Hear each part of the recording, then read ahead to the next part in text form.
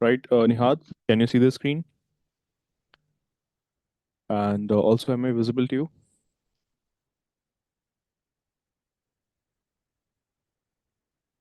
Yeah, Nihat, I hope you can hear me properly.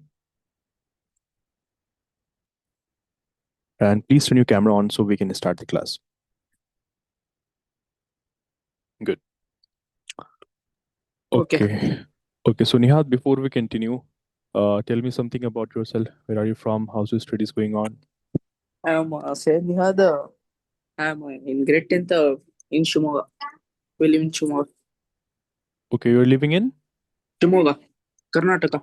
Okay, okay, Karnataka. Okay, okay. So currently you are there in Karnataka only. Yeah.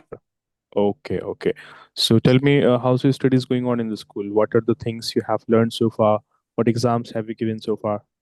From Monday, the pre-boards are going to start.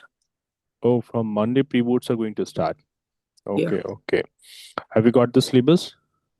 Yeah. Full syllabus. Full syllabus you have got. Okay, Yeah. okay. So tell me which chapters are going to be there in the exam? Full syllabus. Social. Oh, full syllabus is going to be there. Yeah. Oh, okay, okay, okay, okay.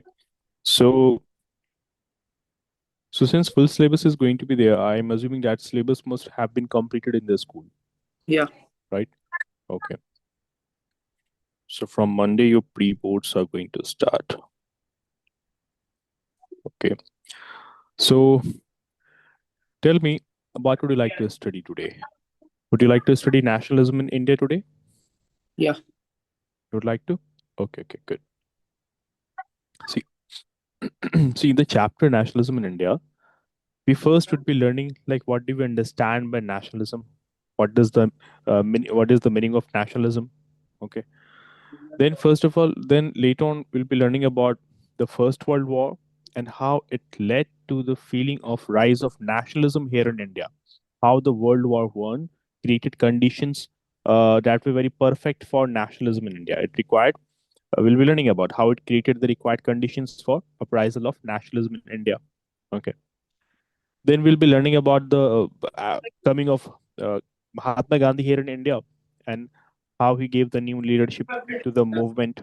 He returned from South Africa in 1915. Okay, na, he introduced Satyagraha here in India, which was a very new method of his struggle.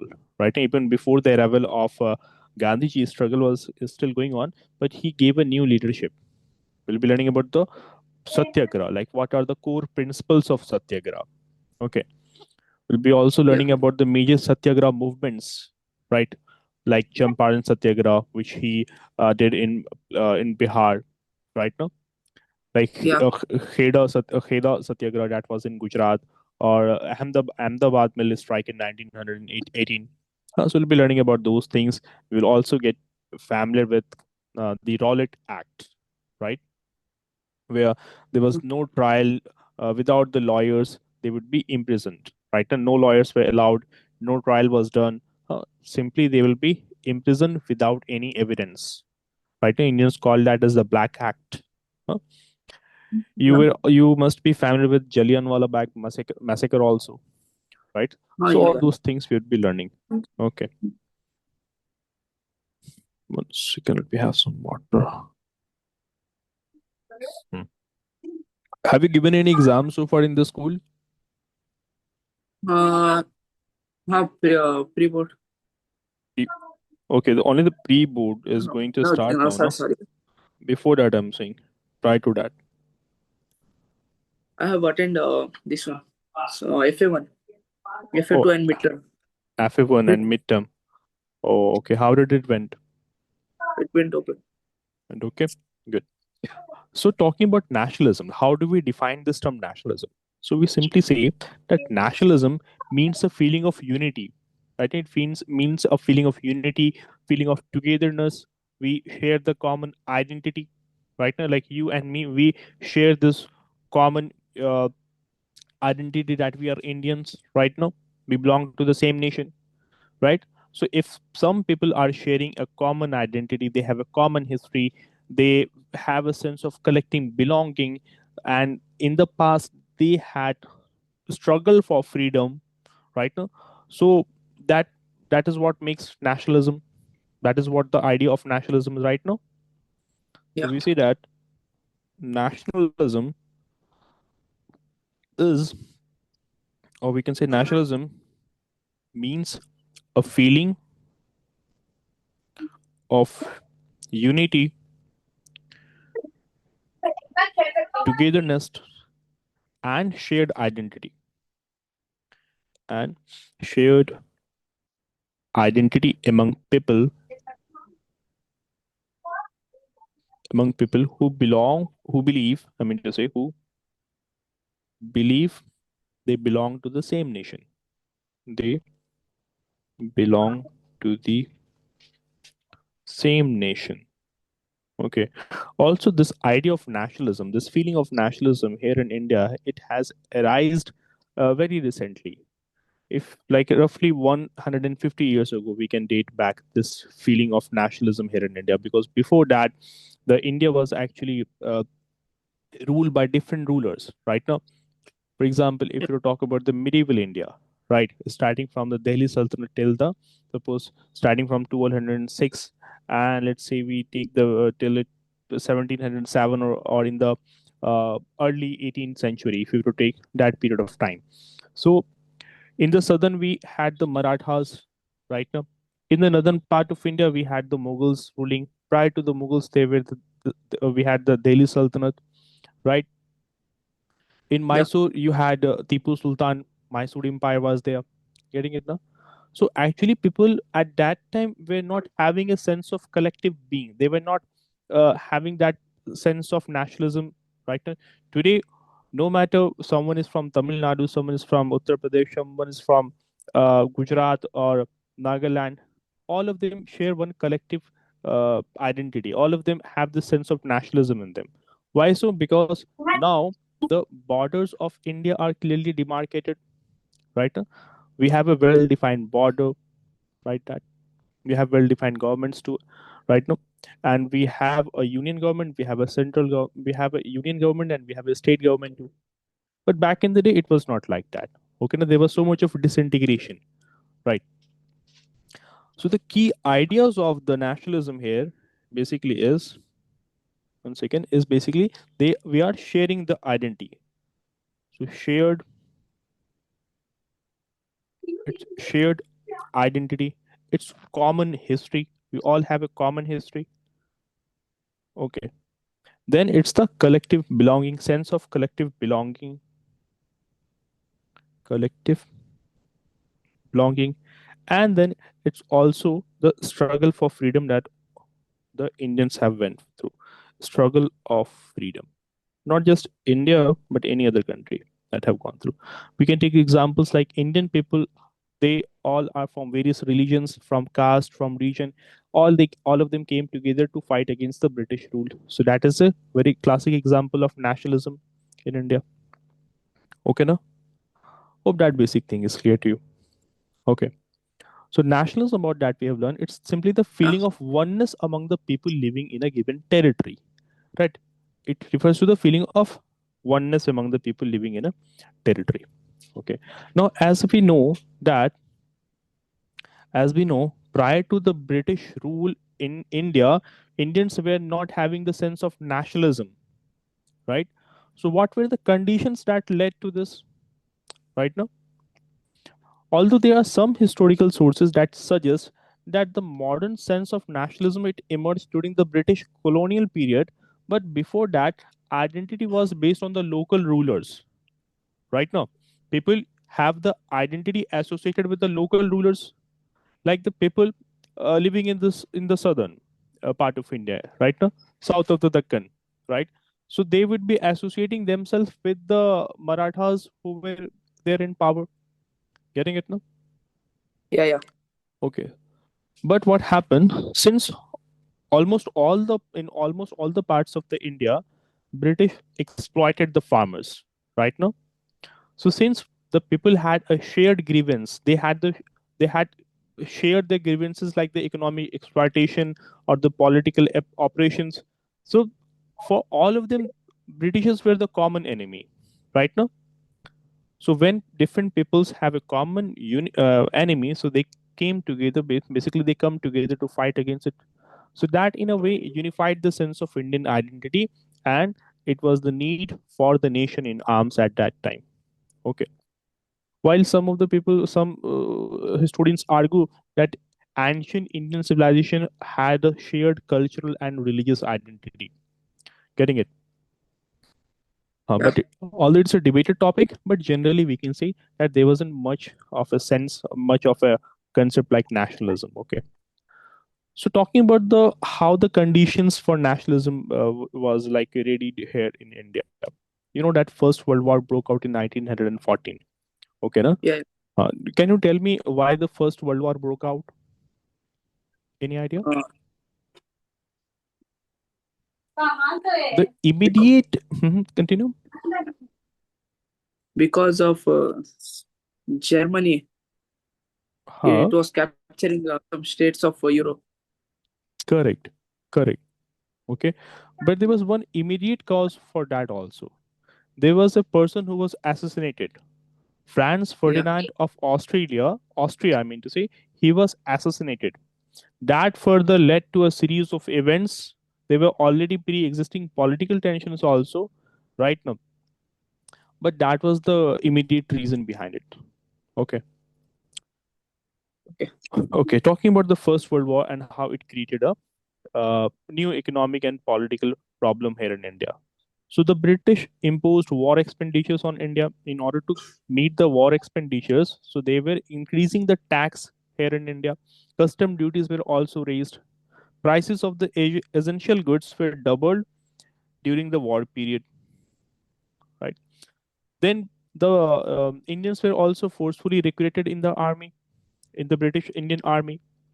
Crop failures also resulted in the shortage of food materials. Then there was the widespread diseases also, like influenza epidemic spread in many parts of India, and millions of people lost their lives here in India. Getting it? Huh? It is estimated that somewhere around 2 to 3 million people died because of epidemic during the time period of World War here in India. Yeah. Getting it? Can you explain me the salt march? I have that The doubt. Salt March. Yeah. Okay, okay, we'll be explaining that also. You want me to directly jump to that topic Yeah. or continue with it? Yeah. I want you to jump in directly in salt march. The Salt March. Yeah. Okay, okay.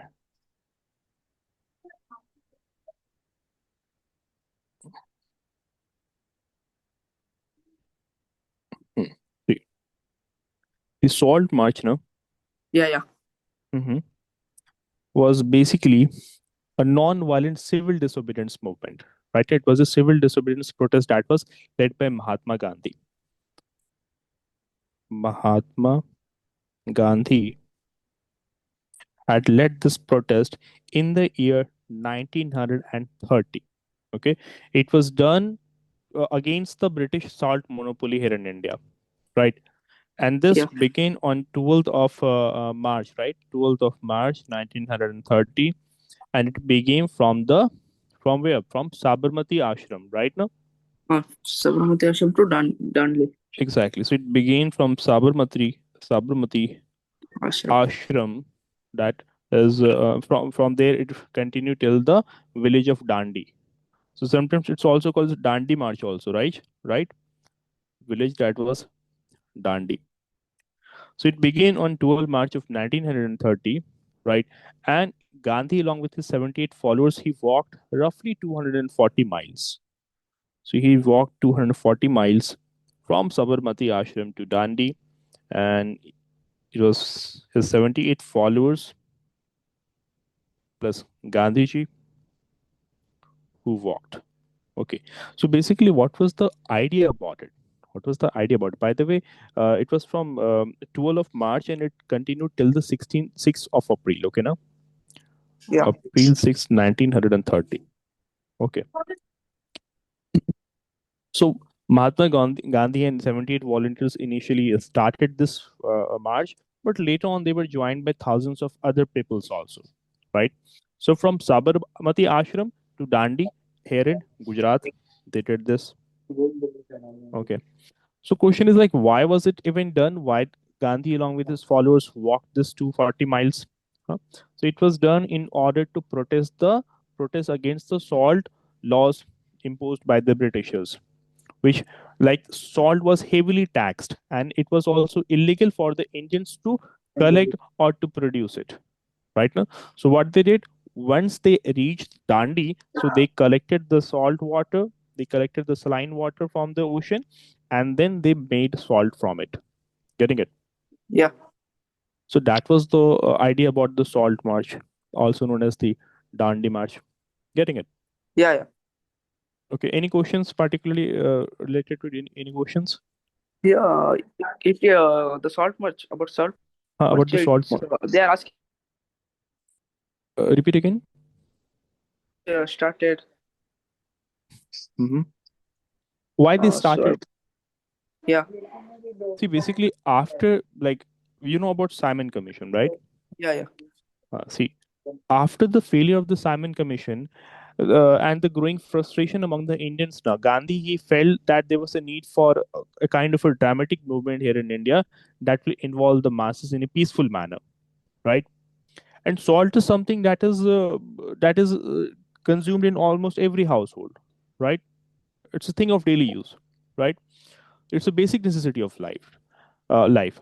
And British had monopoly over the salt production. What the Britishers had now for a very long period of time. Let me tell you the sequence of all the events, right? Yeah. So first there was the failure of the Simon Commission, and then there was growing frustration among the Indians too at that time. Okay, so Gandhiji had felt the need of the dramatic movement. There was a need for a dramatic movement.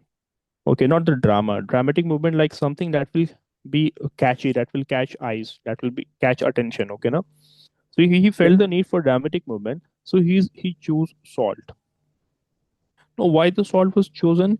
Because salt is something which is a basic necessity of life. So basic, Essential. exactly, it's essential, right? You know, salt is required for the proper functioning of the thyroid gland. Thyroid gland has to produce Yeah. thyroxine, and for that it needs sodium, right? It needs Yeah. iodine particularly. But Britishers had monopoly over it. Britishers had monopoly over the salt production. And in fact, Indians now had to pay taxes. They have to pay taxes in order to purchase it. If they have to purchase it, they will be required to pay heavy taxes. Okay. And Okay. salt was particularly used by, you know, it's used by rich, whether it's rich or poor, in the same Well, quantity they'll be using it. So salt yeah. became a powerful symbol of people's right. So yeah. So the protest began on 12 March of 1930.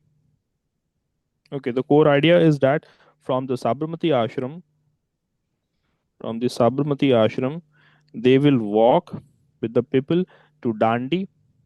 Okay, Dandi, Sabarmati ashram, that's in Ahmedabad, Yeah. Ahmedabad, Gujarat.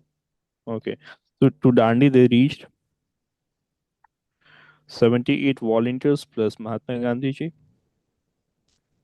Okay, and along the way many other peoples also participated. Roughly the distance was 240 kilometer. Okay, so Yeah. as Gandhi and his volunteers walked, people joined in thousands and thousands of numbers. Right now, villagers also honored the Gandhiji like a saint. Wherever he visited, he was honored like a saint. And public meetings were also along the way. There were many shops, so public meetings used to be held at different shops also. So it kind of became a journey of spreading nationalism also, right? On reaching Dandi on 6th of April 1930, okay, he made salt from the seawater. What they did, from the seawater, they made salt. Okay, Okay. now salt was made from the seawater. And this act was an open violation of the British laws, because the British laws, they prevented the Indians from making the salt. They can't make it. But this was openly violating the British laws. So it symbolized that they were saying that we refuse to obey the unjust rules. It was basically a clear message sent to the Britishers that we refuse to obey Yeah. the unjust laws. Getting it? it symbolized, it basically symbolized that we refuse to abide, or we can say obey, unjust rules, right? And this salt march basically started the civil disobedience movement, right? The salt march was the one that started the civil disobedience movement. So this civil disobedience movement involved many things where salt law were break. Let me write it. Salt march started the civil disobedience movement. Okay. Now in civil disobedience movement, basically the core idea is that, like, basically boycott everything that's related to Britishers, meaning that boycott the British goods, refuse to pay the taxes, boycott the courts, return the titles. Like if a title of knighthood is given to someone, Britishers have conferred some titles upon the Indians, so return those titles. Getting it? Picketing the shops. Yeah. Uh, there were peaceful protest also all over the nation, right? Breaking the salt law. So this involved many things, that breaking the salt law was broken, right? Taxes were not to be paid. Then courts were to be boycotted. Getting it now? Yeah. Courts were to be boycotted. Right. British goods were also to be boycotted. Right. Right now, basically prefer the Swadeshi, the one that is made in India, right, Yeah. within the nation. And the Salt March had some social impact, it had a political impact, and it had ideological impact also, right? And at that time different magazines also featured this, like the Time magazine in fact featured Gandhiji on its cover at that time. So this actually made a Indian struggle visibly in the globe all over the world. It was very Okay. visible that such a thing is going here in India. Okay, so talking about the Okay. impact of salt march. So as I'm saying that it had social impact. Then I said it had the political impact too. Political impact. Next, it had the ideological impact too. Ideological impact. Let's discuss about all these two. Okay, like in the Okay. exam, such a question may be framed by the examiner, like explain the impact of the salt march, right? How Okay. it impacted. Yeah. Yeah. Okay. So for the social impact, we can say that it turned nationalism, the sense of nationalism, into a mass movement. Women also actively participated in this. Peasants, they were the most exploited ones here in India at that time. The being a peasant during the British rule was like it was terrible. Their plight was terrible. Okay, no. So peasants also joined this movement. Even the business classes supported this movement. Then there were so many tribal peoples also, because the Britishers were clearing the forest also, right? Tribal people communities were also being exploited, right? So they also joined this movement. Student unions used to be there at that time too. So students also joined this. Workers also joined this movement. Okay. So there was participation. First point I told you that nationalism turned into a mass movement now. One second.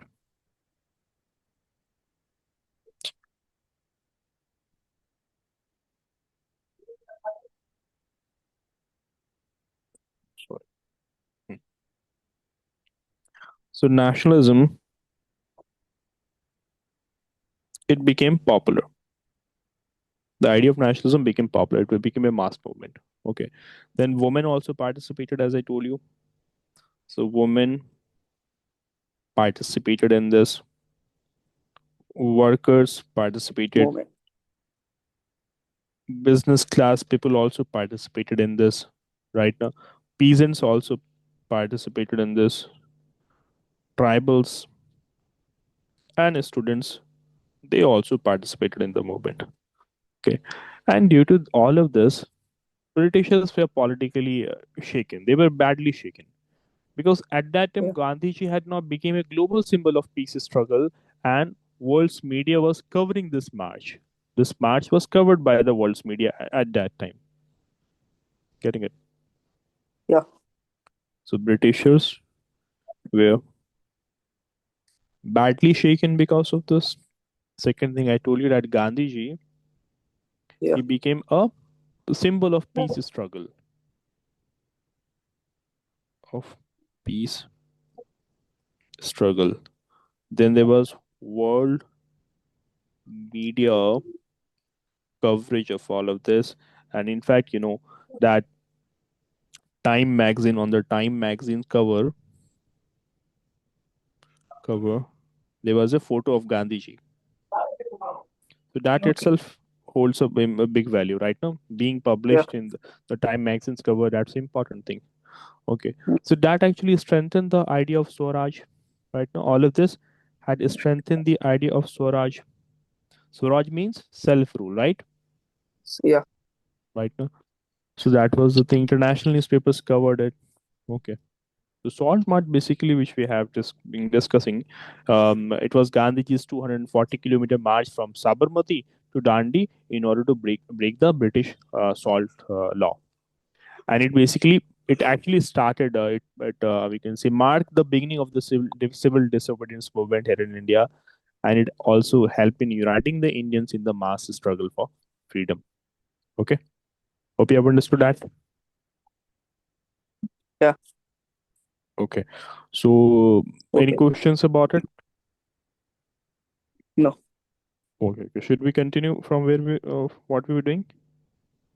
no, that's it. Can you explain me the role of that? And I'm good with it. Okay, okay. All like that. Okay, sure, sure. Yeah. Okay, look over here. See, uh, can you identify the person given here in the image? Any idea? No, No. Okay. See, it's actually related with the Rowlatt Act over here. Okay, it's actually related with the okay, Rowlatt Act. See, the thing about the Rowlatt Act is that there was no trial needed, no lawyers were allowed. People could be, any person could be basically arrested right now without having mm, any evidence, right? And because of that, there was nationwide hartals to understand, right? There was yeah, yeah, there were strikes in the mills. Workers went on a strike. Like workshops were closed, for example, railway workshops were closed. Getting it? So the okay, question here is that, like, why the Rowlatt Act was introduced, who introduced it, and what were the political implications, we can say, of it. Okay, see, okay, after World War I, like Indians expected what? Like they were expecting there will be political reforms, there'll be reduction in taxation, they'll be provided with more rights, right now, yeah, restrictions will be taken. But instead, the Britishers introduced this harsh and cruel law, that is the Rowlatt Act. And that yeah, act led to huge disappointment and it angered the Indians actually. This was passed in, second, what happened to this pen? It was passed in the year March of 1919. Okay. Official name was actually different, but normally it was called as Rowlatt Act. Okay. Official name, like, it is goes something like Anarchical and Revolutionary Crimes Act. It was official name was Anarchical and Revolutionary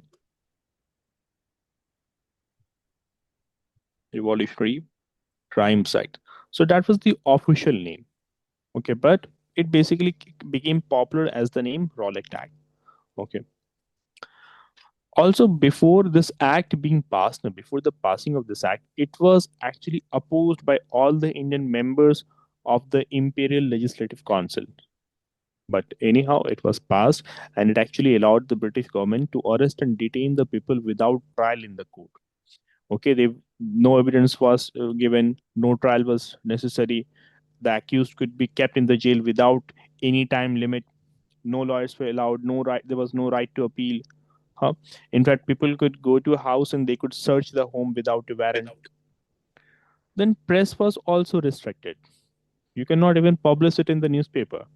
So because of all that, people call it a black act. It was called as Black Act. black act. Okay. Then also, like, what was the viewpoint of the Britishers? What were they saying? So they were saying that it was passed in order to stop the revolutionary activities, to maintain law and order, right now. But in reality, it was done to crush the nationalists, to silence the Indian voices, and to prevent the anti-British activities. Okay. So this act basically had given the government the power. One second. Hmm. So this act had basically given the government the power to imprison any person without any trial for a period of 2 years, actually. But it could, on paper, it was 2 years, but they could be arrested for an indefinite period of time. There was no limit for it. Okay. So aim was to destroy the national movement by imprisoning the national workers, and it was called as a black law because it was against the basic human rights. It was against the basic human rights. Okay. Okay. Then Gandhiji, he realized, he saw this act as unfair. This act was seen as unfair, was seen as unjust and undemocratic. Undemocratic. Okay, so he called for a nationwide hartal on 6th of April 1919. He called for a nationwide hartal which involved closing the shops. People were required to close the shops. Shops were to be closed. They were required to do strikes. They Yeah. were they were advised to do fasting, prayer also. But above all, it should be peaceful. It has to be a peaceful protest. Okay. And what were the people's reactions? People actually followed. The shops were closed. Students stopped attending the colleges. Workers, they went on a strike. Um, Railways and factories were on like they were silent. They were not working. Right now, also there was mass anger among the people, which united the people across different religions and regions. Right. Yeah. As a result of this, what happens? The unrest increased among the people. Like protests started to spread, especially in parts of Punjab, especially in parts of Punjab and Delhi. Okay. Okay. And at that time, there was a panic situation among the British administration. Okay. And then later on happened the Jallianwala Bagh massacre. Okay. It happened the Okay. Jallianwala Bagh massacre. So let us learn about that Oh, also. Okay. These protests actually later on led to the Jallianwala Bagh massacre. So as you can see here, this is a clip from a movie, right? You can see the General Dyer ordering the Indian soldiers to fire at the group of people who have assembled here in order to attend a fair, right? okay. Okay. See, talking about the Jallianwala Bagh massacre, it was basically a brutal incident that happened as a result of the Rowlatt protest. The reason behind is that there was a protest going on, okay, for the Rowlatt Act among the all over the India.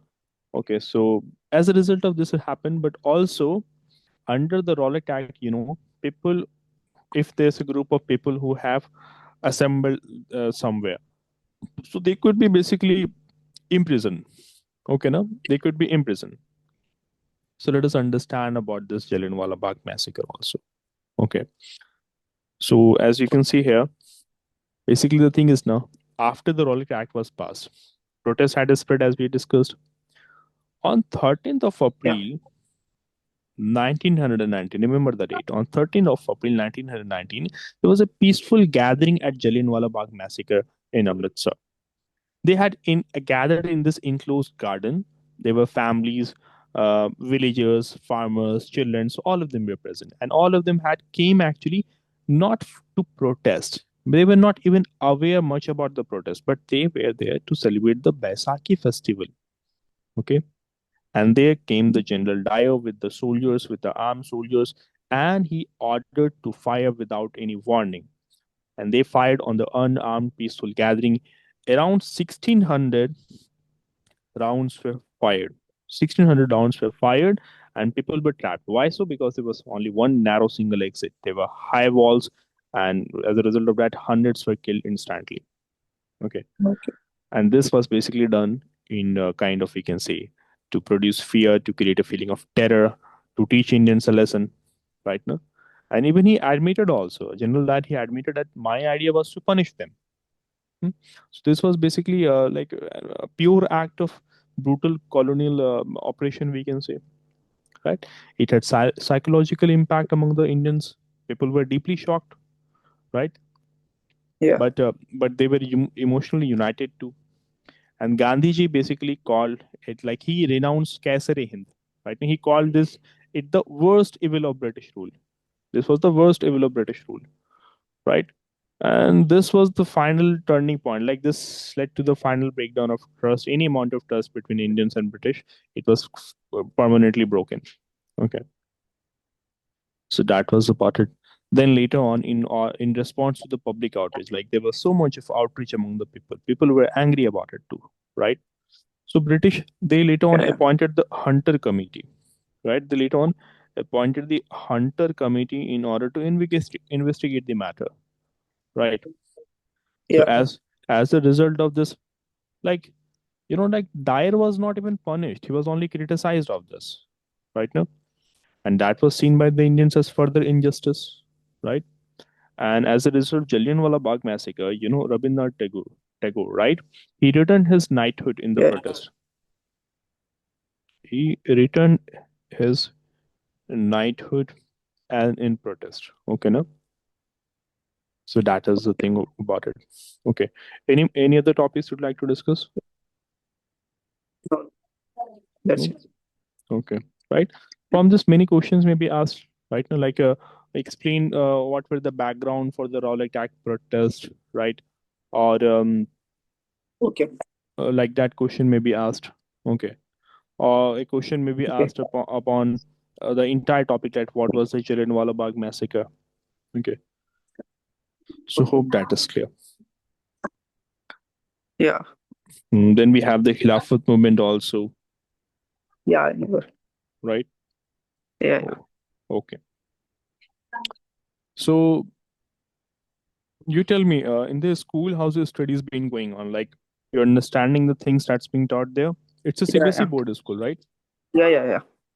It's CBSE. Okay, okay. So the medium of teaching is in English or in some other language there in school? English and Kannada both. English and Kannada. Canada. Okay, okay. Okay, after the class, some assignments will be given. Make sure you upload it before the next class. If suppose the next class is happen to Okay. be will happen to be scheduled, so make sure you upload it.